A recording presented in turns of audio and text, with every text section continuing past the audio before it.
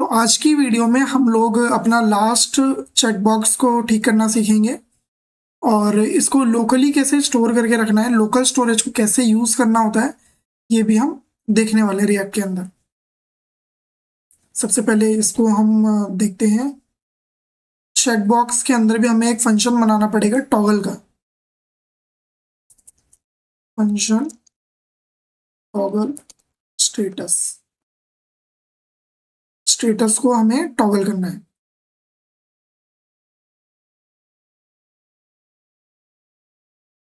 Again हमें ID की ज़रूरत है, आइटम आईडी। हमने शायद टू डू आईडी नाम से बनाया था, एक ही नाम रखते हैं हम लोग, टू डू आईडी।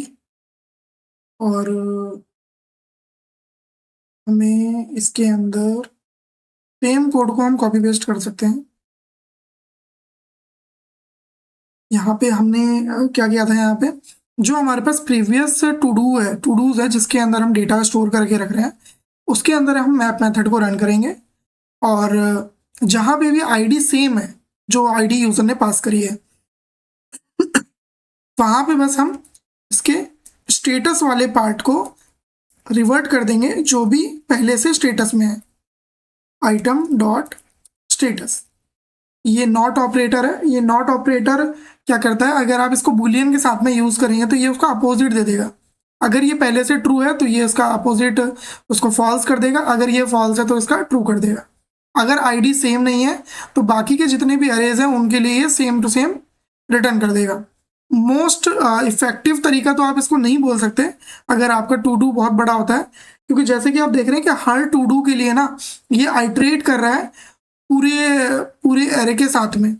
तो इसके बेटर तरीके हो सकते हैं, बेटर ऑल्टरनेटिव्स हो सकते हैं। वैसे तो हम इसको बैकएंड में स्टोर करके रखेंगे तो वहाँ अपने आप ही वो ऑप्टिमाइज हो जाता है। तो फिलहाल ये इतना लॉजिक इनफ है और अब हम इसको स्टेटस में पास कर देते हैं। ये चेक बॉक्स है,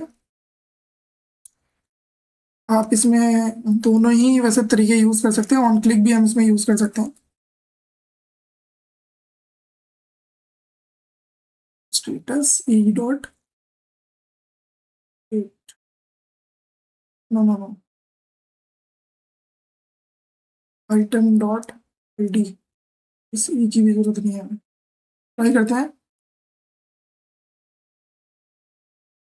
बिल्कुल परफेक्ट है। ओके सो इसके बाद में हमारा मोस्ट इम्पॉर्टेंट पार्ट है जो हम अब देखने वाले हैं। जैसे कि हमें पता है कि अगर हम कुछ भी चेंज करते हैं उसके बाद में ये वापस रीसेट हो जाता है रिफ्रेश करने के बाद में, या अगर मैं इसको बंद करके दोबारा आऊँ तो ये वापस हट जाएगा। ऐसा कोई मतलब ही नहीं है। मेरे को तो इसको लोकली स्टोर करके रखना है, मेरे को इसको परसिस्ट करना है। तो परसिस्ट कैसे किया जाए? परसिस्ट करने के लिए हम यूज़ करेंगे लोकल स्टोरेज को, जो आप ऑलरेडी जावास्क्रिप्ट में यूज़ कर चुके होंगे। अगर आप नहीं भी किए हैं तो हम बिल्कुल शुरू से लोकल स्टोरेज पढ़ने वाले हैं इसमें। ठीक है, तो शुरू करते हैं हम। लोकल स्टोरेज का स्टोरेज आपको कहाँ दिखेगा? आप इंस्पेक्ट एलिमेंट पे जाइए। इंस्पेक्ट इंस्पेक्ट पे जाने के बाद आपको एप्लीकेशन पे जाना है। क्रोम के अंदर किसी भी वेबसाइट में आप जो भी आप डेटा स्टोर करके रखते हैं उसके लिए हर वेबसाइट के लिए ये अलग लोकल स्टोरेज एक बनता है। यहाँ पे आपको लिस्ट ऑफ वेबसाइट्स मिल जाएंगी, तो यहाँ पे आपको सारा डेटा मिलेगा जो भी डेटा आप यहाँ पे सेव करेंगे। तो हमें एक फंक्शन बनाना है, एक हेल्पर फंक्शन हम बनाएंगे। इस फंक्शन का बस इतना सा काम है कि जो भी हमारा डेटा है उसको सेव कर दो। सेव डेटा इन लोकल, ठीक है। तो ये फंक्शन क्या करेगा, जब भी हम इस फंक्शन को कॉल करेंगे तो हम लोकल स्टोरेज में डेटा को सेव करेंगे। लोकल स्टोरेज में डेटा कैसे सेव करते हैं? Local storage dot set item. अब इस आइटम की हमें कोई की देनी पड़ेगी जिस नाम से हम इसको सेव करना चाहते हैं, तो मैंने टू डूज नाम दे दिया। अब लोकल स्टोरेज के अंदर जितना भी डेटा है वो हमेशा स्ट्रिंग फॉर्मेट में सेव होता है।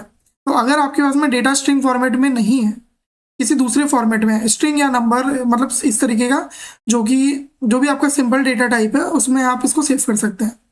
अगर आपका डेटा सिंपल नहीं है, अगर आप कॉम्प्लेक्स डेटा यूज़ कर रहे हैं जैसे कि एरे हो गया या मैप हो गया या फिर आपका ऑब्जेक्ट्स हो गया मतलब किसी भी अदर तरीके का कॉम्प्लेक्स डेटा टाइप, तो उसको हमें स्ट्रिंग में कन्वर्ट करना पड़ेगा। कैसे?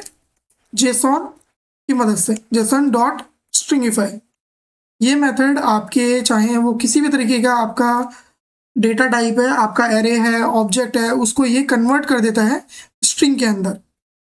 अभी हमें दिख जाएगा कि वो कैसे काम कर रहा है। टू डूज लिस्ट, आप यहाँ पे बस सिंपली पास कर देना है। बहुत ही सिंपल है लोकल स्टोरेज में डेटा सेव करना। Local storage dot set item, और फिर हम टू डूज को यहाँ पे पास कर देंगे। ठीक है, ये की का नाम है और ये आपका डेटा हम स्टोर करके रख दें। अच्छा, इसी तरीके से अब हमें लोड करने के लिए भी बनाना है। वैसे लोड तो हम एक ही बार करेंगे, तो हमें हेल्पर फंक्शन बनाने की कोई जरूरत है नहीं।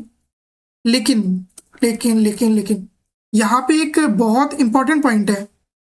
मेरे को ये डेटा लोड कब करना है? मेरे को ये डेटा किसी बटन की कॉल करने पे नहीं करना है।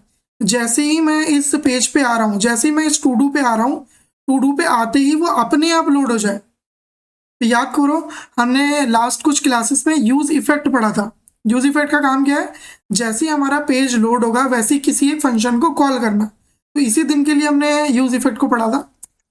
हम चाहते हैं जैसे ही यूजर इस पेज पे आए, इस पेज पे आते ही हम लोग लोकल स्टोरेज से डेटा लेंगे। डेटा कैसे लेना है लोकल स्टोरेज से? Local storage dot gate item, और यहाँ पे उसका नाम लिख देना है ऐसे, और इसको हम स्टोर कर लेते हैं अपने पास। ठीक है, इस तरह से। अब अगर टू डूज के अंदर डेटा है, इफ अगर टू डूज के अंदर डेटा है, तो हम लोग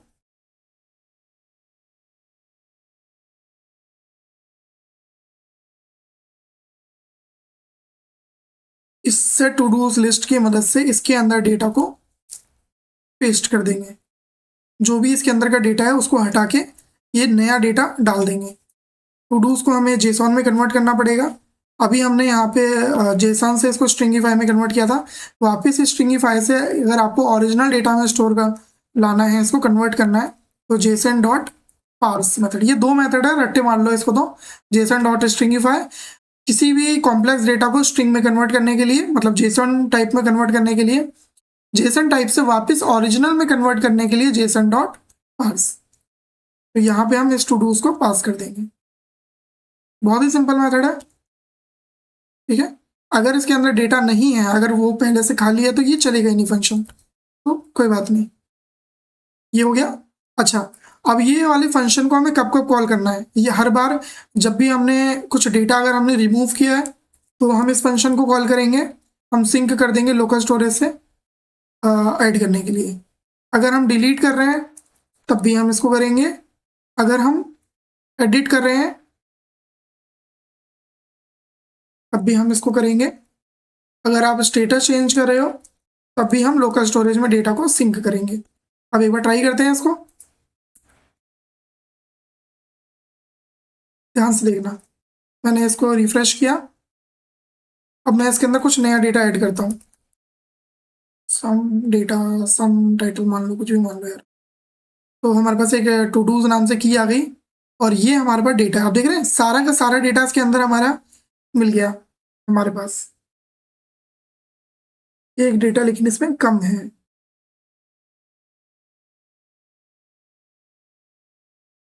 ओके, सो ये इशू समटाइम्स आता है जब भी आप टू डूज के अंदर डेटा ऐड कर रहे हैं, तो ये वाला पार्ट नहीं रन कर रहा, मतलब जो अपडेटेड टू डू है वो वाला पार्ट हमें नहीं मिल रहा है। तो इसके सॉल्व करने के दो तरीके हैं। आप यहाँ पे ये जो एरे था, जो क्लोन था, उसको डायरेक्ट पास कर दो। इस तरीके से भी आप कर सकते हैं। दूसरा तरीका क्या है कि आप इनको डिलीट करने पे, एडिट करने पे, ऐड करने पे, यहाँ पे मत कॉल करो। आप क्या करो, यहाँ पे एक यूज इफेक्ट बना लो एक और हम क्या बोलेंगे, हम इसमें डिपेंडेंसी एरे में इस बार टू डूज एरे को यूज करेंगे कि जैसे ही टू डूज एरे चेंज हो, चाहे आपने उसमें ऐड किया है, चाहे आपने एडिट किया है, चाहे आपने डिलीट किया है उसकी मदद से, तो बस डिपेंडेंसी एरे में पास कर दो और इसको यहाँ से कॉल कर दो। तो ये कब कॉल होगा? जैसे ही टू डू लिस्ट अपडेट होगा। अब एक बार ट्राई करते हैं इसको रिमूव करके देखते हैं। देख लो जैसे ही मैंने रिफ्रेश किया अपने आप ये तीनों डेटा आ गया। अब मैं अगर इसके अंदर कुछ नया डेटा ऐड करूंगा, न्यू टू डू, तो ये ऐड हो गया। आईडी में आप देख रहे हैं ये UUID जो हमने लास्ट क्लास में किया था, ये है हमारा UUID। इसको शायद GUID बोलते हैं इस डेटा टाइप को। तो अब हमें ये चेक करना है कि हम इसको अगर एडिट करते हैं तो ये चलेगा या नहीं। इसका ना एक क्लिक करने वाला एरिया बहुत छोटा है, तो इसको डायरेक्ट यूज़ करने से बजाय हम इसको एक डिव के अंदर रख सकते थे ताकि आपको क्लिक करने का एरिया ज़्यादा मिल जाए। सम टाइटल सपोज 48 किया तो मेरे को यहाँ पे ये चेंज हो जाना चाहिए। 48 चेंज हो गया। अच्छा डिलीट करके देखते हैं। डिलीट भी काम कर रहा है। ये आईडी नहीं है, ठीक है, ये बस इंडेक्स नंबर है, इसको मत कंफ्यूज होना, ये वाला पार्ट है हमारा आईडी। अब स्टेटस बार को चेंज करके देखते हैं। देख रहे हैं ये भी चेंज कर रहा है।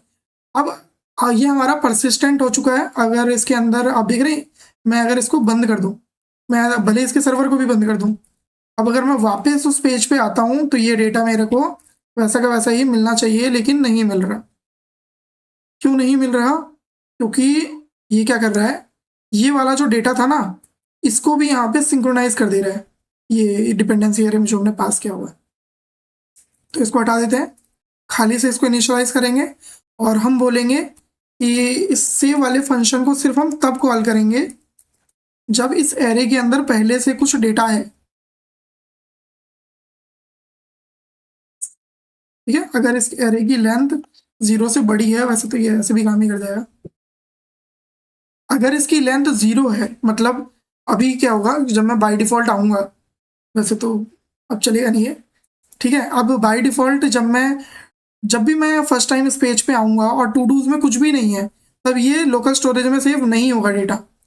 फिर जब मैं नेक्स्ट टाइम आता हूँ, नेक्स्ट टाइम मैंने कुछ डेटा ऐड कर दिया है और उसके बाद जब मैं दोबारा इस पेज पे आता हूँ तो ये क्या करेगा, पहले से लोकल स्टोरेज में डेटा है, ठीक है, और क्योंकि डेटा लोकल स्टोरेज में पहले से ही है और करेंटली अभी टू डू लिस्ट में यहाँ पे कोई भी डेटा नहीं है, तो ये सेव करने की कोशिश नहीं करेगा।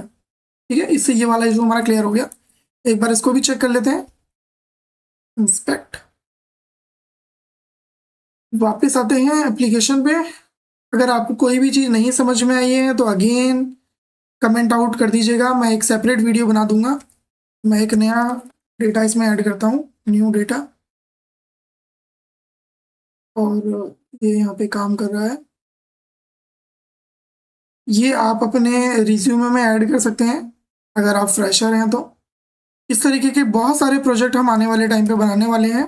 बहुत कॉम्प्लेक्स प्रोजेक्ट भी बनाएंगे, शुरुआत हमने बहुत छोटे प्रोजेक्ट से करी है। ठीक है, अब इसको मैं अगर रिफ्रेश करूं तो देख रहे हैं डेटा परसिस्ट हो गया है। अगर मैं इसको बंद करने के बाद में दोबारा इस टैब पे आऊँगा, भले ही मैं ब्राउज़र को भी बंद कर दूँ, मैं 2 साल बाद वापस आऊँगा तब भी ये डेटा परसिस्ट रहेगा, क्योंकि लोकल स्टोरेज में डेटा हमेशा सेव रहता है जब तक आप मैनुअली उसको रिमूव ना करें। रिमूव करने के लिए आप local storage dot remove item और यहाँ पे आप उस की को पास कर देंगे टू डू, इसकी मदद से रिमूव कर सकते हैं। 3 ही मेथड है, गेट आइटम, सेट आइटम और रिमूव आइटम। तो आई थिंक ऑलरेडी बहुत सारा कॉम्प्लेक्स चीज़ें हमने कवर कर लिया आज की डेट में। अगर आपको कोई भी डाउट होता है तो कमेंट आउट कीजिए। आज की क्लास यहीं पे ओवर करते हैं। तो guys thank you for watching. मिलते हैं नेक्स्ट एपिसोड में। नेक्स्ट एपिसोड में या नेक्स्ट टॉपिक में हम लोग नेविगेशन को कवर करने वाले हैं। वीट के अंदर नेविगेशन हम किस तरीके से करते हैं। आने वाली वीडियोस हम नेक्स्ट.js के ऊपर भी बनाएंगे। तो नेक्स्ट.js में नेविगेशन बिल्कुल ही अलग है, बट वीट के नेविगेशन को हम कवर करने वाले हैं, जो भी रिएक्ट राउटर 7 का तरीका है। तो till then bye, thank you guys for watching.